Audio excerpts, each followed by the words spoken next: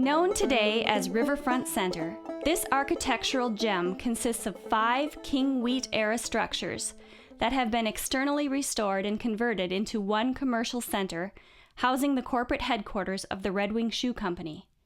The 5 individual structures were constructed between 1858 and 1884, with the majority constructed during Red Wing's post-Civil War boom as a thriving trade center.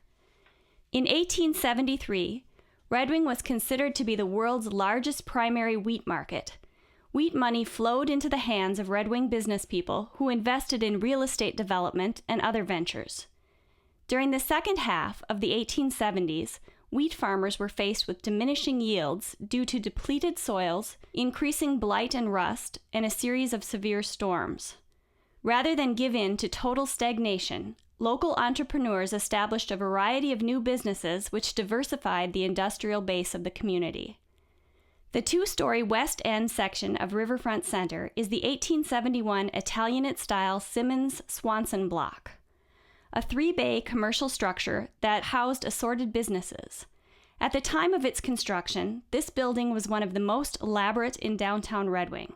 Its original cornice and storefront trim showcased the talents of the local terracotta company. To the east, local architect Charles Booth designed the Wilson Baker Block and Charles Becher Block. Built in 1868, these impressive 3-story Italianate-style buildings dominated Red Wing's Main Street, and to a large extent still do today. The Charles Becher Block was constructed to house the hardware business of its namesake. At one point in the 1870s, it was the second largest wholesale hardware business in Minnesota. The Becher hardware business remained in the building until 1896. 3 years after starting his hardware business, Becher diversified by acquiring a share of Kogel and Blakely lumber business, a business that would eventually make him a substantial fortune. In 1875, Becher bought out Kogel's share of the company, which he later reorganized into the Charles Becher Lumber Company.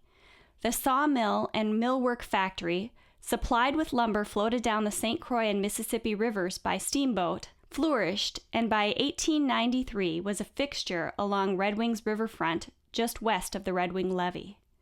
Charles Becher died in 1903 as one of Red Wing's most important and successful early citizens.